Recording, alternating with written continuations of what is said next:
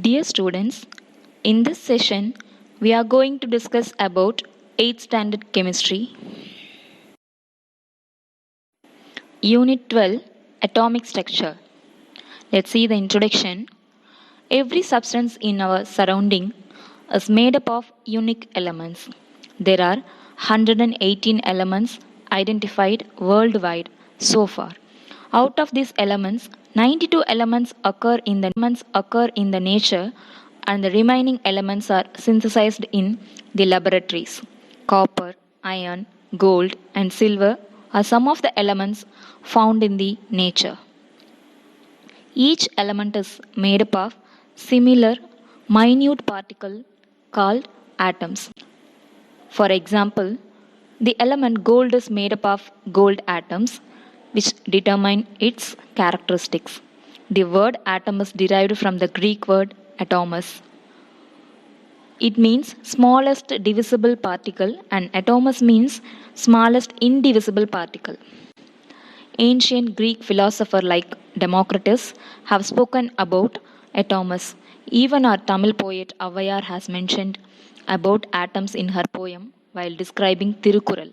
அணுவை துளைத்து ஏழ்கடலை கப்புக்கட்டி குறுகத் தரித்த குரல். But none of them have scientific base.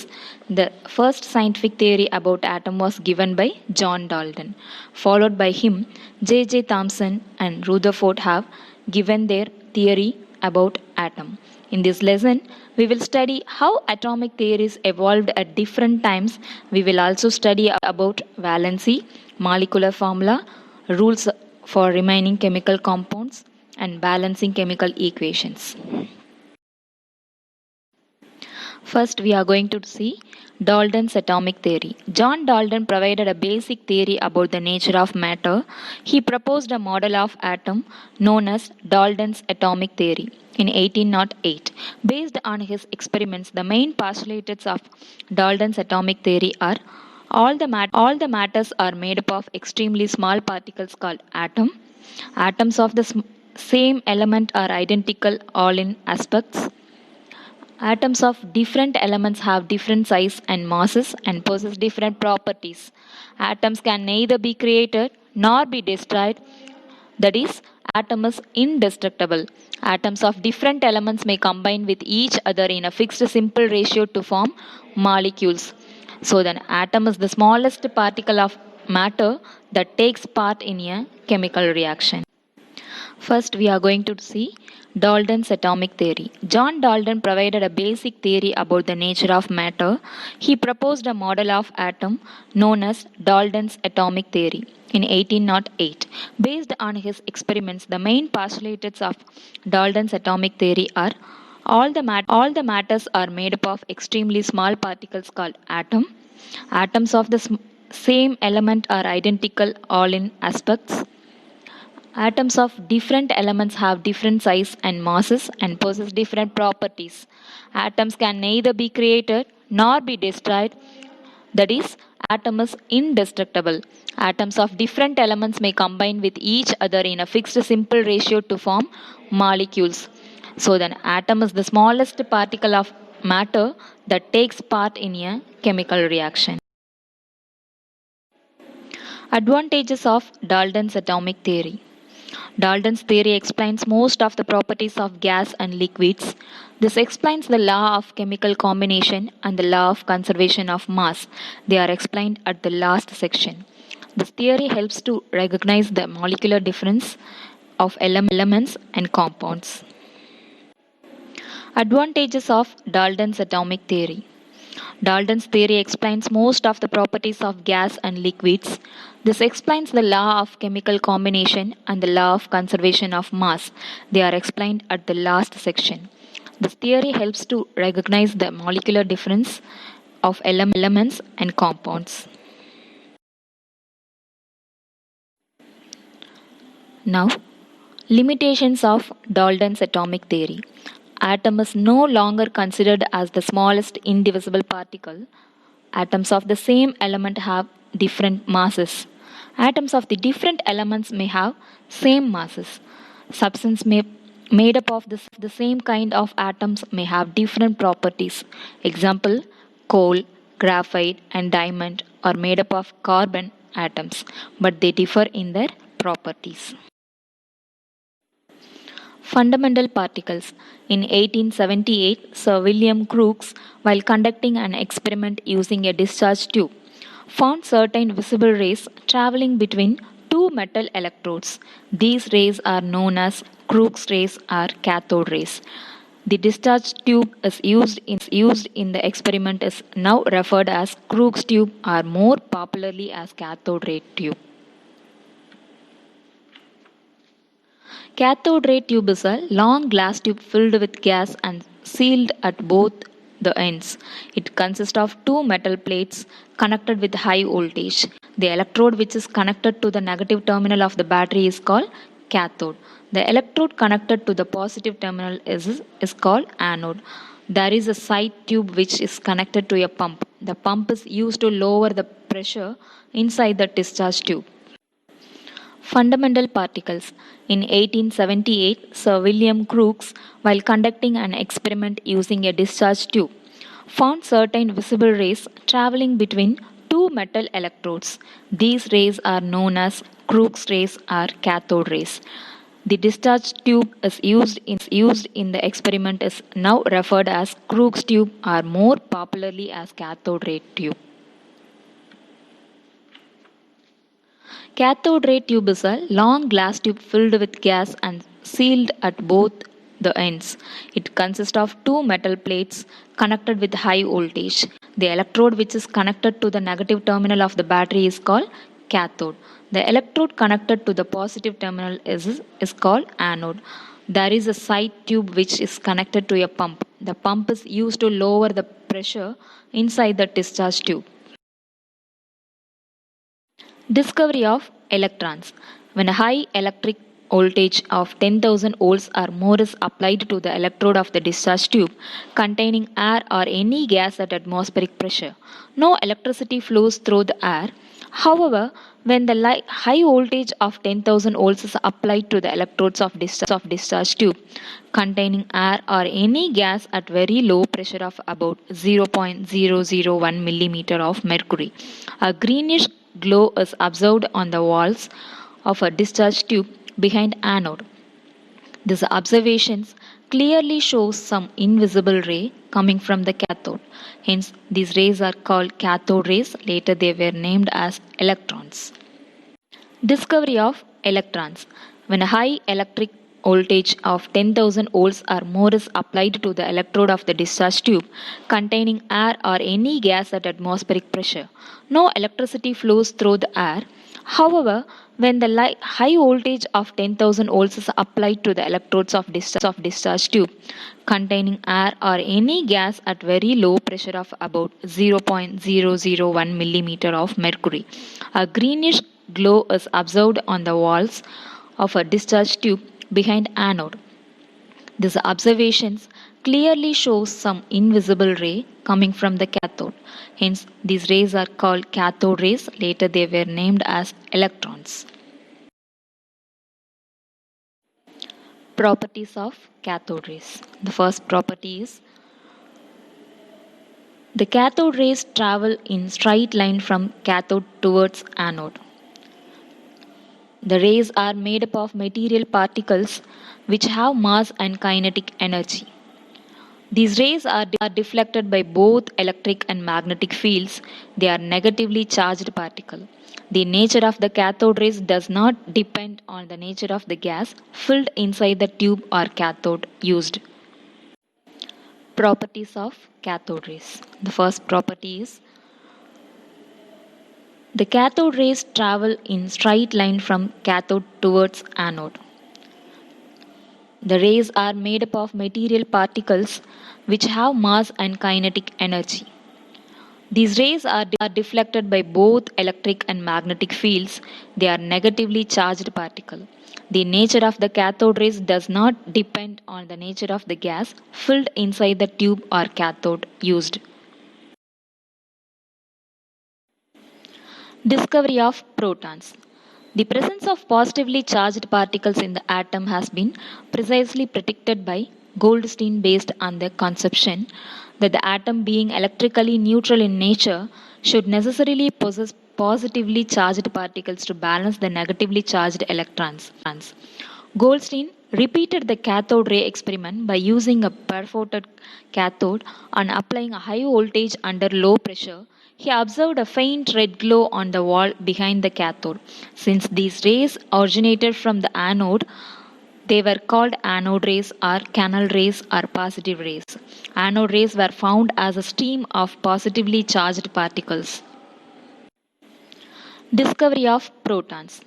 The presence of positively charged particles in the atom has been precisely predicted by Goldstein based on the conception that the atom, being electrically neutral in nature, should necessarily possess positively charged particles to balance the negatively charged electrons.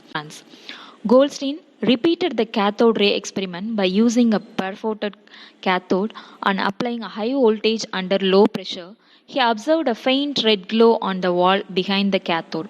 Since these rays originated from the anode, they were called anode rays or canal rays or positive rays. Anode rays were found as a stream of positively charged particles. Properties of anode rays. Anode rays travel in straight lines.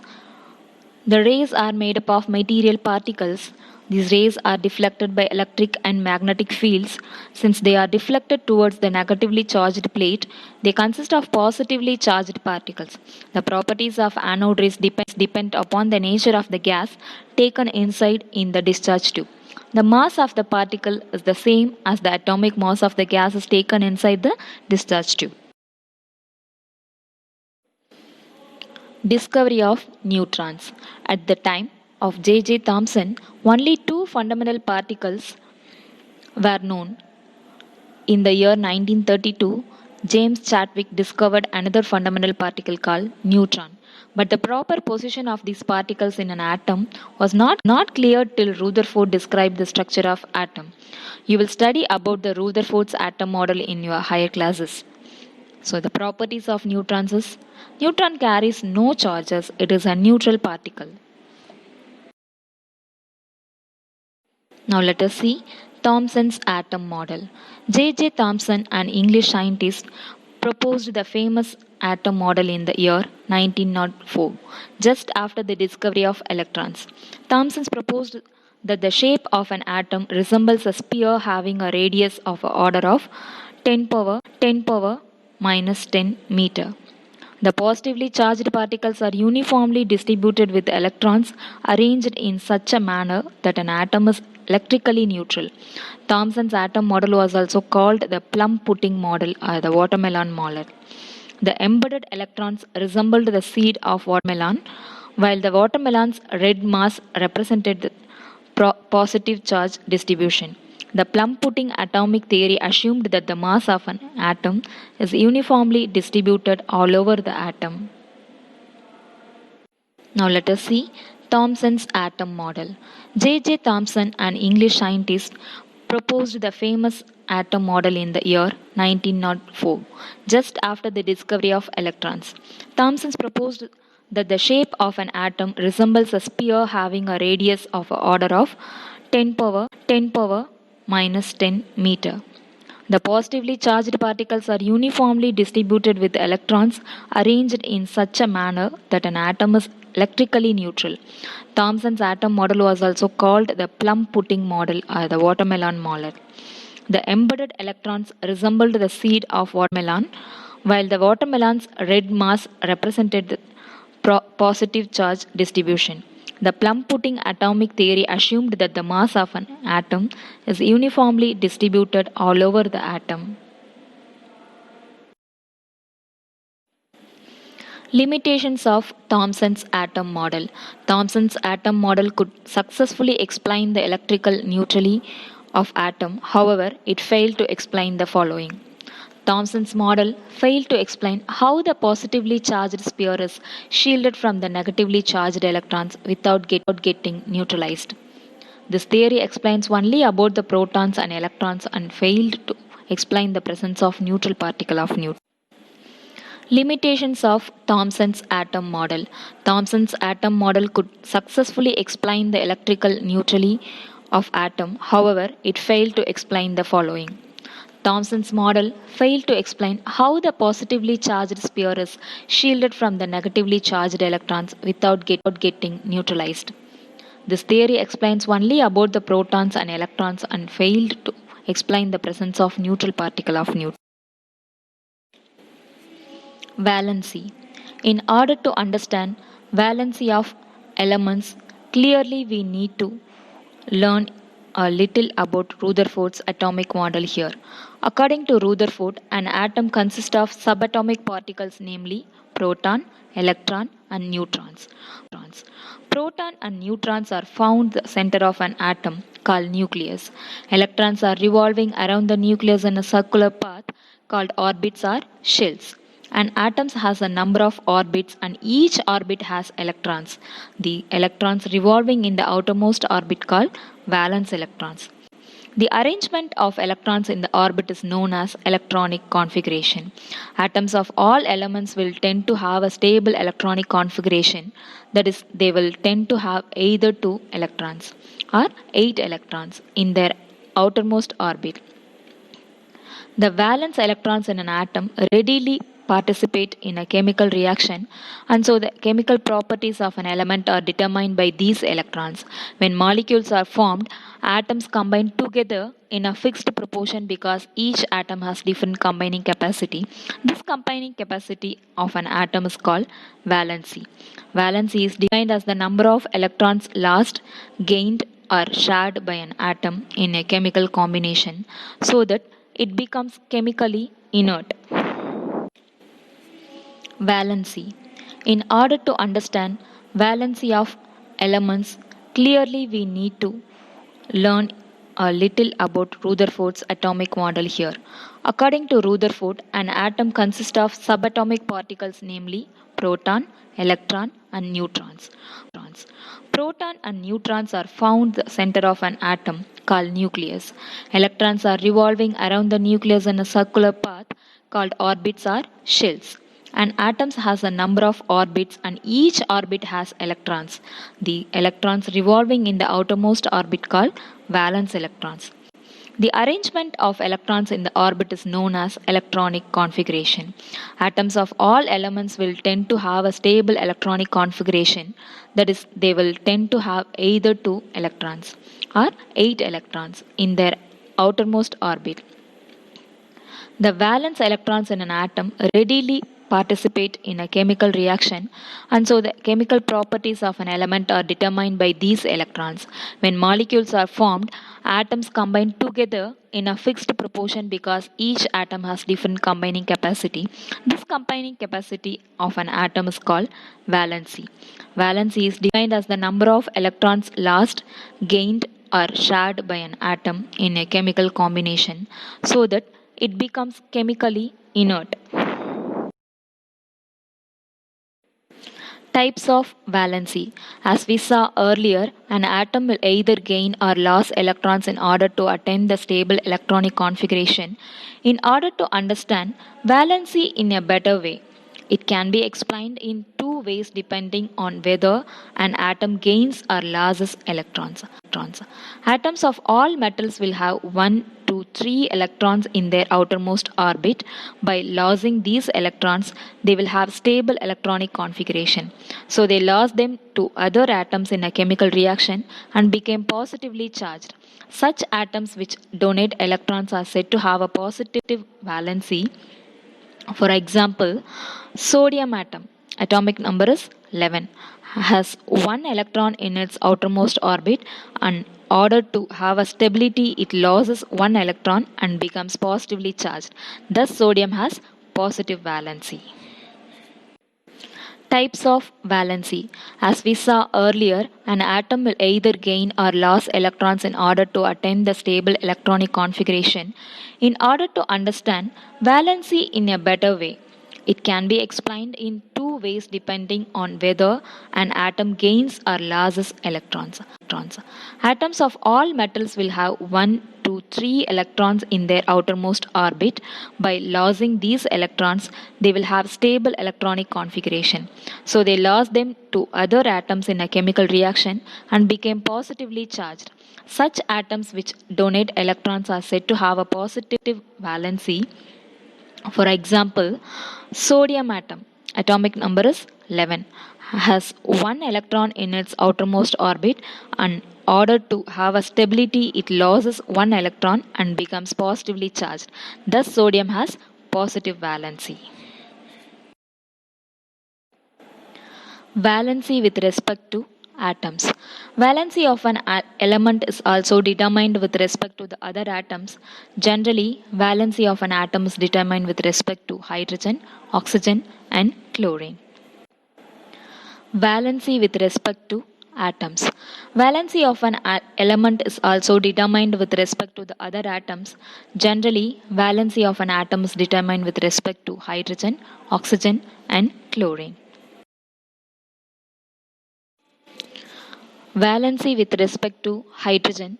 Since hydrogen atom loses one electron in its outermost orbit, its valency is taken as 1 as it's selected as the standard. Valencies of other elements are expressed in terms of hydrogen.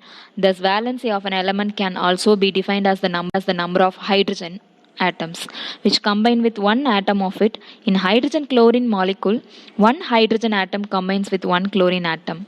Thus, the valency of chlorine is 1. Similarly, in water molecule, two hydrogen atoms combine with one oxygen atom. So, valency of oxygen is 2. Valency with respect to chlorine.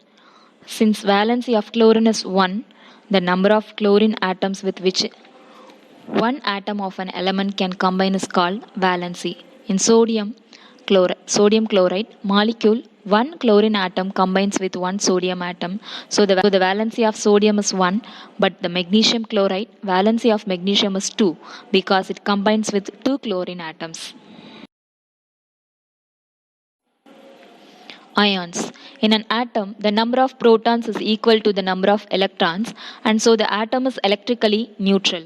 But during chemical reactions, atoms try to attain stable electronic configuration either by gaining or losing one or more electrons according to valency.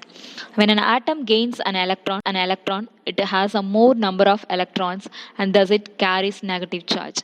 At the same time, when an atom loses an electron, it has a more number of protons and thus it carries positive charge.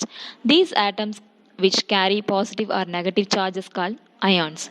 The number of electrons gained or lost by an atom is shown as the subscripted to the right of its symbol. When an atom loses an electron, positive sign is shown in the subscripted and negative sign is shown if an electron is gained by an atom. Sometimes two or more atoms of different elements collectively lose and gain electrons acquire positive and negative charge. Types of ions. Ions are classified into two types. They are cations and anions. Cations. If an atom loses one or two more electrons during a chemical reaction, it will have more number of positive charge on it. These are called cations, positive radicals. Sodium atom loses one electron to attain stability and it becomes cations. Sodium ion is represented as Na+. Types of ions. Ions are classified into two types. They are cations and anions. Cations. If an atom loses one or two more electrons during a chemical reaction, it will have more number of positive charge on it. These are called cations, positive radicals. Sodium atom loses one electron to attain stability and it becomes cations. Sodium ion is represented as Na+.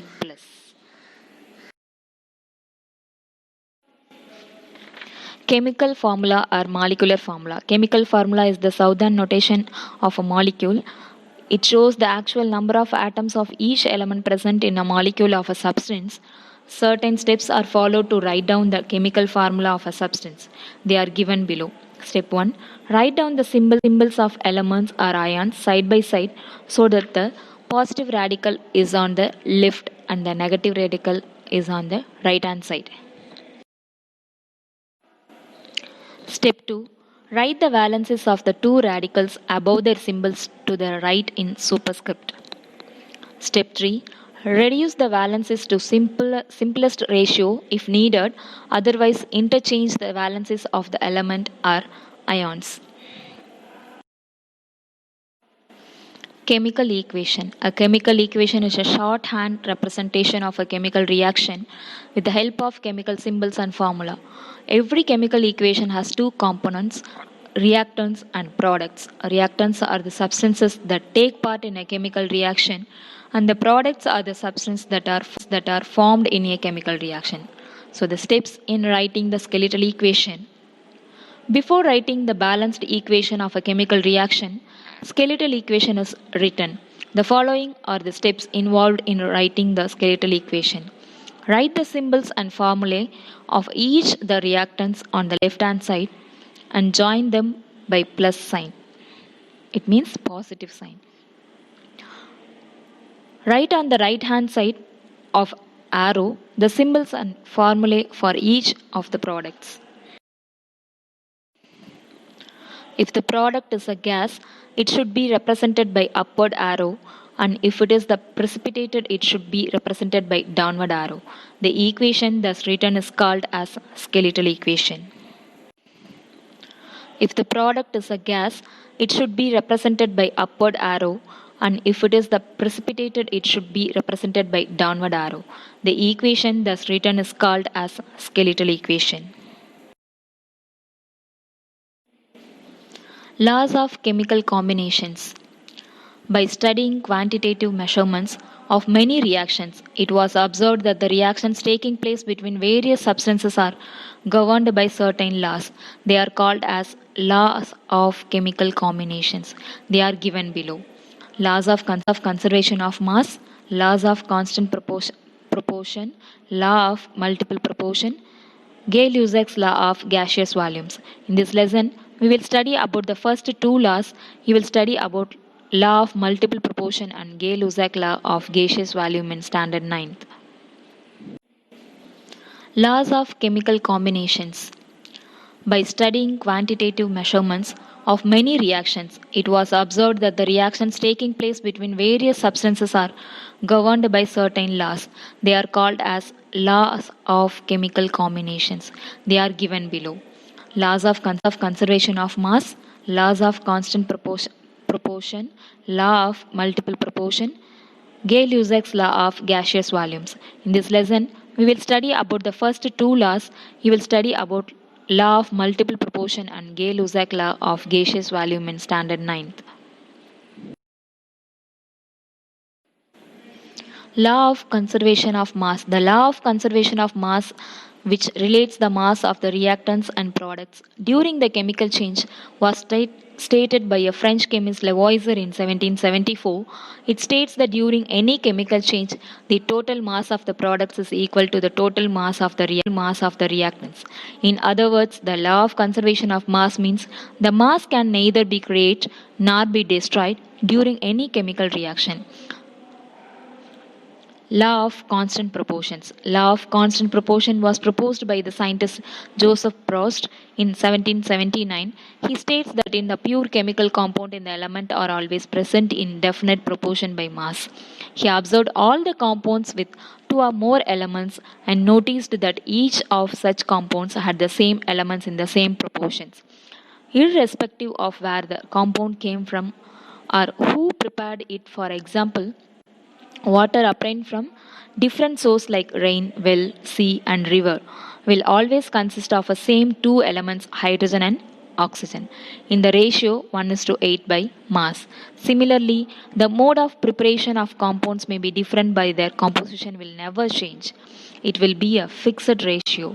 Hence, this law is known as law of definite proportion. Law of conservation of mass. The law of conservation of mass, which relates the mass of the reactants and products during the chemical change, was stated by a French chemist Lavoisier in 1774. It states that during any chemical change, the total mass of the products is equal to the total mass of the reactants. In other words, the law of conservation of mass means the mass can neither be created nor be destroyed during any chemical reaction. Law of constant proportions. Law of constant proportion was proposed by the scientist Joseph Proust in 1779. He states that in the pure chemical compound in the element are always present in definite proportion by mass. He observed all the compounds with two or more elements and noticed that each of such compounds had the same elements in the same proportions.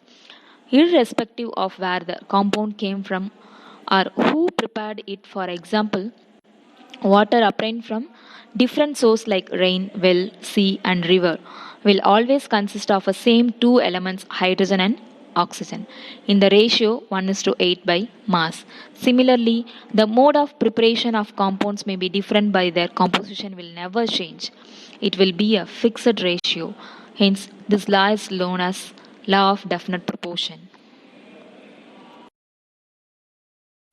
In this session, we saw about understand the advantages and limitations of Dalton's atomic theory and distinguish the fundamental particles and their properties, calculate the valency of different elements, write the chemical formula and molecular formula of compounds, balancing equation, laws of chemical combinations.